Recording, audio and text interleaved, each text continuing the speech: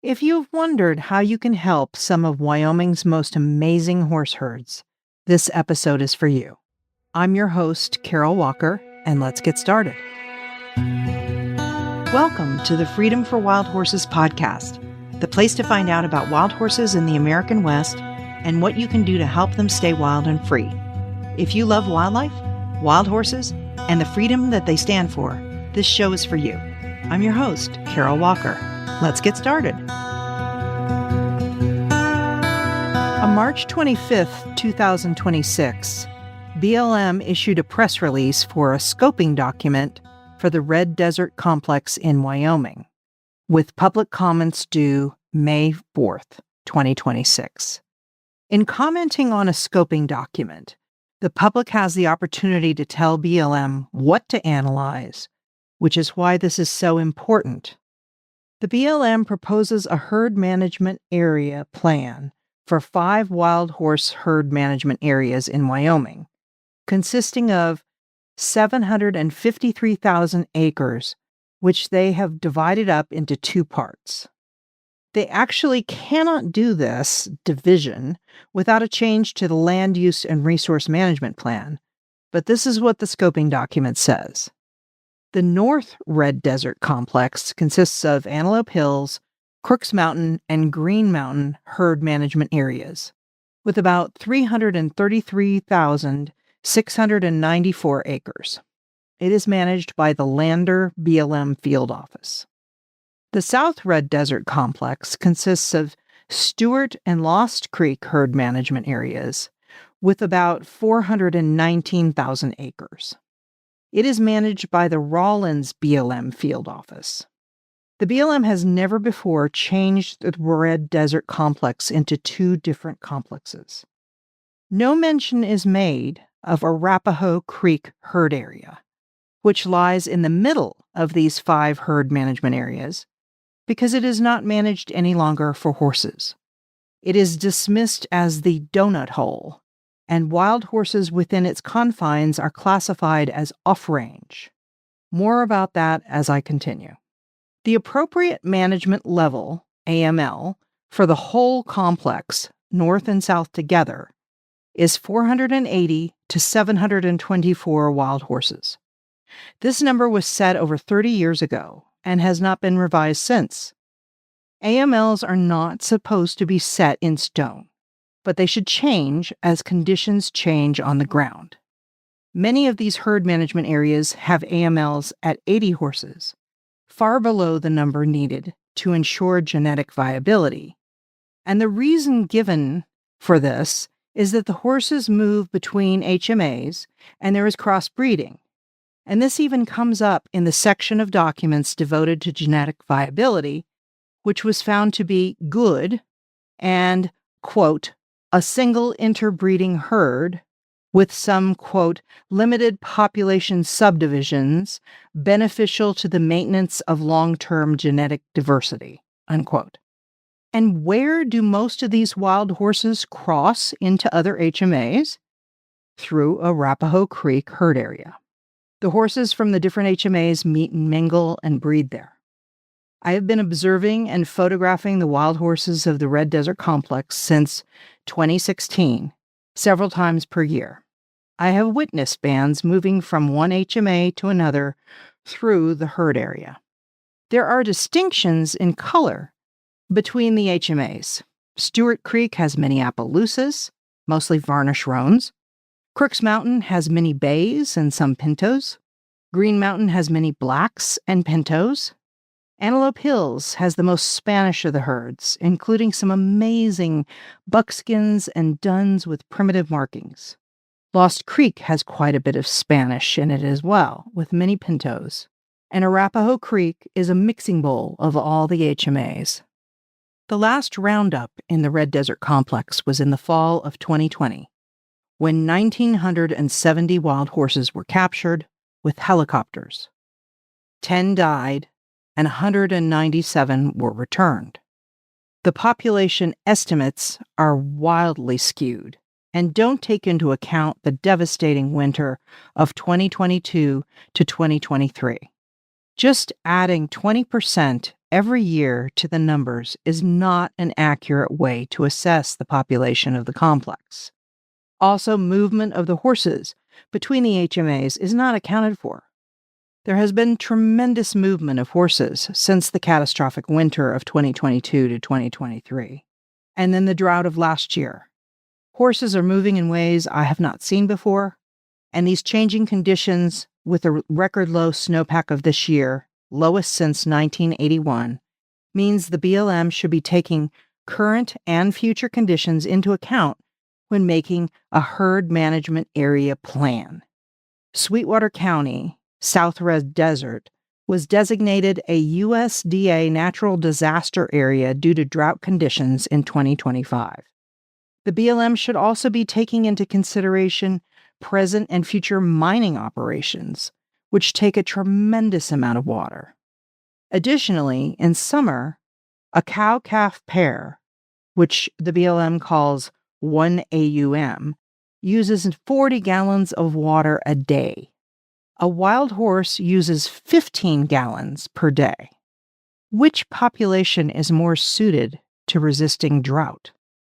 It is completely inadequate for the BLM to say, quote, "It is important to note that these HMAs are not exclusively used by wild horses. In accordance with BLM's multiple user mandate, there are many other legal users of this land within these HMA boundaries. This can make attributing impacts to a specific land use or user difficult. When talking about impacts to forage, water, and space, blame is often attributed to the, quote, other, unquote, users. As this relates to wild horses, it is clear that wild horses are contributing to impacts on the landscape, but they are not the only contributors. By the same token, other users also contribute to these impacts and cause their own unique impacts, which may directly or indirectly affect wild horses.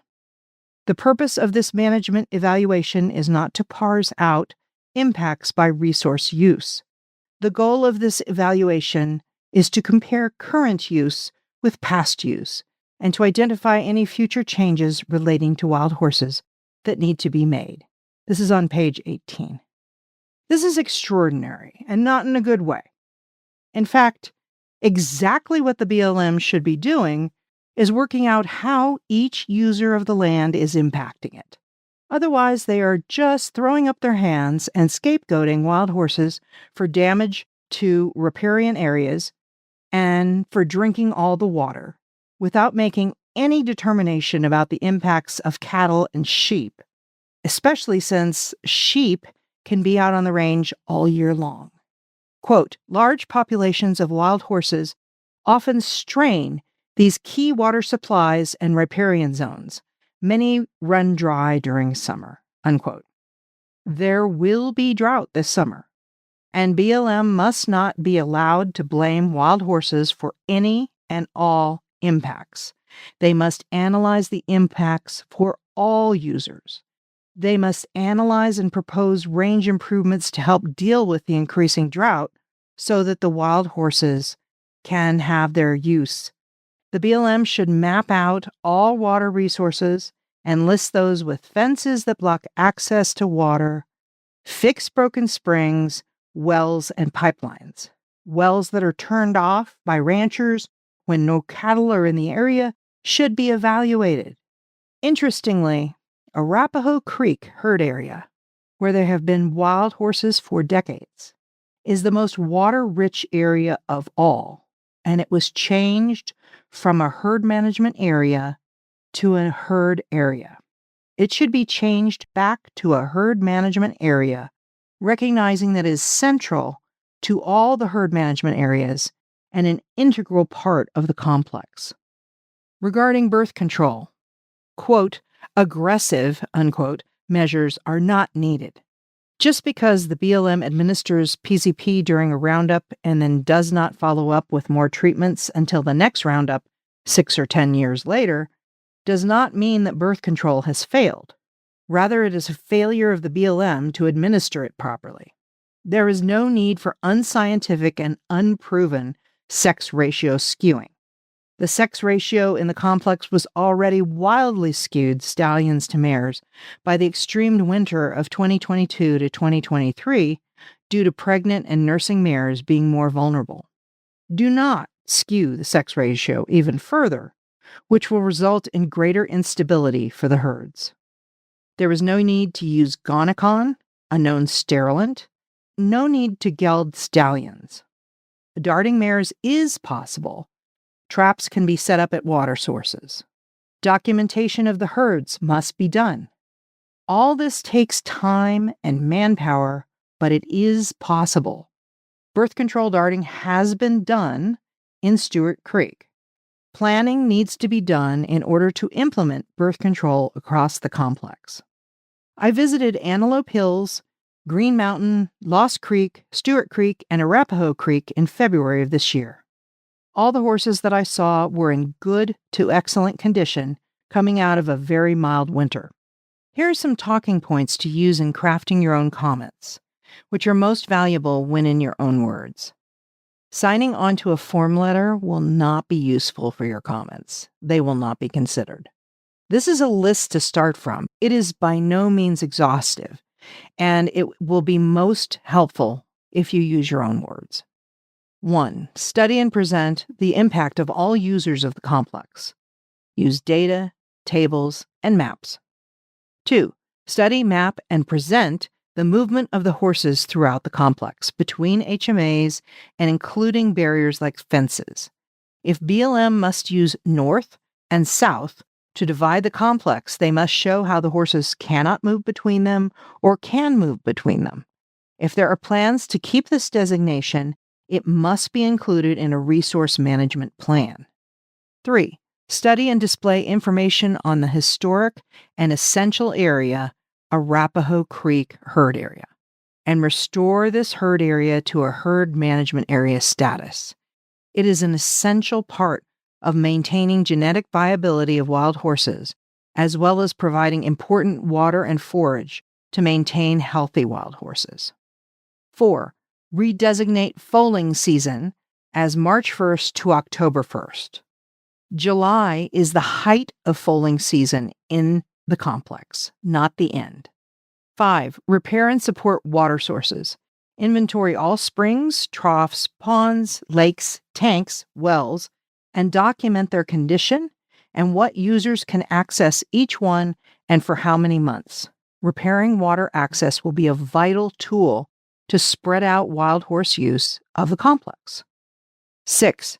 Detail where the current resource management plans for Lander and Rollins are inadequate and no longer match current conditions. Include the impacts of human use, mining, drought, wildlife, sheep, and cattle. 7. Make amendments to the resource management plans that will match the reality on the ground and include a section for wild horse management rather than removal. 8. Plan to use humane, reversible birth control like PZP instead of sterilization.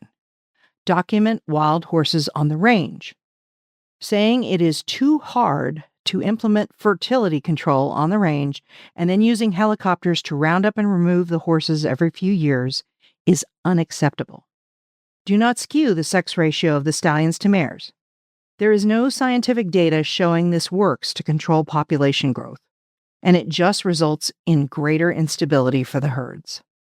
If you go to my latest blog post on www.wildhoofbeats.com, you can get the link to the BLM project with the documents and the place to submit your comments by May 4th.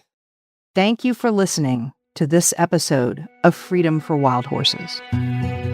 Thank you for listening to this episode of Freedom for Wild Horses. If you want to learn more, follow me at www.wildhoofbeats.com for more information and for ways to help America's wild horses. See you next time.